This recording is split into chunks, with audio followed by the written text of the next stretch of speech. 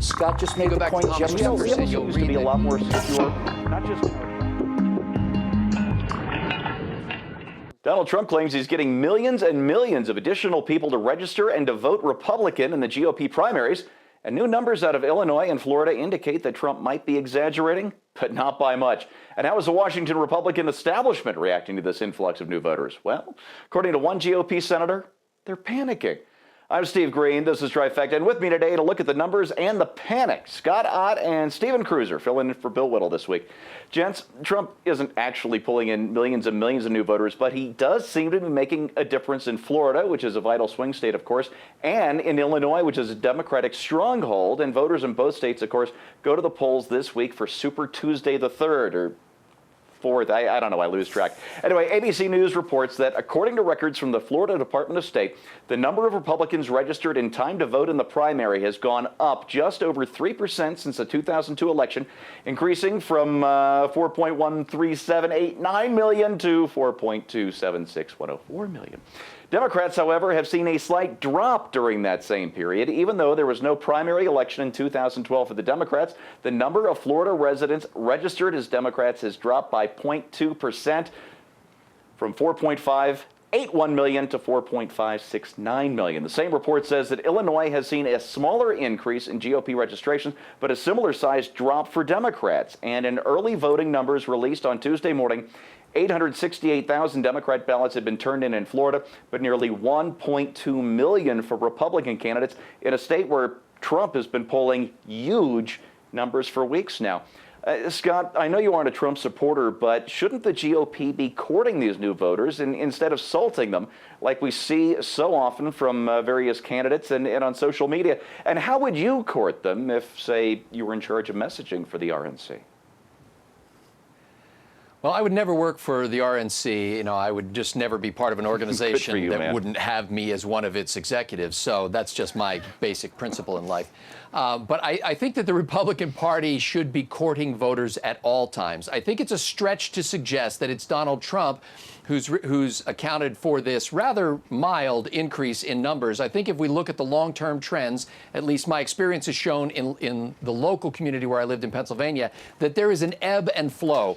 There is a constant changing of the guard, so to speak. In Pennsylvania, for example, I heard recently that they were bragging that there were 49,000 new Republican voters. Well, there were also like 30 or Democrats that switched to Republican. Well, there were 30,000 Republicans that switched to Democrat. So there's a lot of back and forth and ebb and flow. Now, certainly, Donald Trump has, because of his celebrity, increased the interest in this election. But I would also take a look at that and say, are all of those people who have come over because they dearly want to be Republicans and cling to Republican principles, or are some of them people who just love Donald Trump? And worse, are others people who would like to vote in the primary because they want to make sure Donald Trump is the one that their beloved Hillary Clinton will face in November? Yeah, it looks like the Democrats are a lot better at playing Operation Chaos than the Republicans are, which is something to keep in mind. All right, Senator David Perdue, a freshman from Georgia who had never run for office before, kind of the definition of an outsider, he wrote in an editorial on Monday that, quote, the Washington political establishment has hit the panic button. This is a growing movement, and it is bigger than any one candidate or election victory unless the political establishment is willing to learn from the anger felt by millions of Americans who feel left behind. This will not end in November. True to form, though, political elites prefer tearing down individuals to understanding what created this movement. The movement of Americans wants nothing to do with Washington, and neither endorsements nor criticisms are going to change that. Steven Cruiser, call me old-fashioned, but I still believe that a party wins elections when their guy gets more votes than the guy from the other party. Why?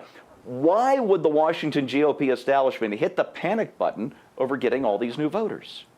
I think that maybe, just maybe, the GOP establishment in Washington has finally become self-aware and knows that it is doing absolutely nothing to inspire loyalty in any Republican voters right now. And it's panicking that it has all these new Republican voters now to deal with, and it doesn't know what to do with it. Because it's not just the registration that's up. The turnouts for these primaries are overwhelmingly up in most states right now, and the Democrats are falling off. And that should be a party. They should be just, this is fantastic. What can we do? They know they've got nothing right right now. I'm sad to say it, and I'm not being flippant. I think they're just sitting there. They're just trying to hang on to whatever's happening because they know that they haven't been in charge for a while. They know that they're not leading. They know that they're not inspiring. They know that the people that they're putting out there as inspirational, like Jeb Bush, are low energy, to quote Mr. Trump, which is the one thing he was right about. So they're just in this state of sheer confusion right now because they haven't been in charge of any. They've just been riding this wave for so long where they got away with things because the Republican electorate was not paying attention and just kind of like, oh, okay, we're going to take one for the team again. And oh, we haven't won a popular vote but once in 25 years or something now. So I really do think that they have become aware that they can't control their own party, that they can't inspire anyone anymore, and they're completely confused as to how to proceed. Yeah, that confusion is obvious, especially if you spend any time on Twitter or Facebook. You know, folks, I just can't support Donald Trump, as I've said on this show before, and it's not personality, it's policy. He seems eager to start a trade war, which would eviscerate a middle class that's already hurting. When he talks about foreign policy, sometimes he sounds like Vladimir Putin, and other times he sounds like he's repeating lines from Code Pink. And other than getting our southern border under control, which, by the way, I think he's 100% right about, there's really just no telling what he would do domestically. That said, Trump is doing what no other Republican tender has done since Ronald Reagan did 36 years ago. He's shaken up the GOP establishment by tapping into American voters who are rightfully frustrated by the status quo and who desire the kind of reforms which the mainstream GOP just doesn't seem to be able or willing to provide. And if you're a Republican who doesn't want to try and win over those voters, who doesn't even want to listen to those voters, well, it's your election to lose, and maybe you should. For PJ TV, I'm Steve Green.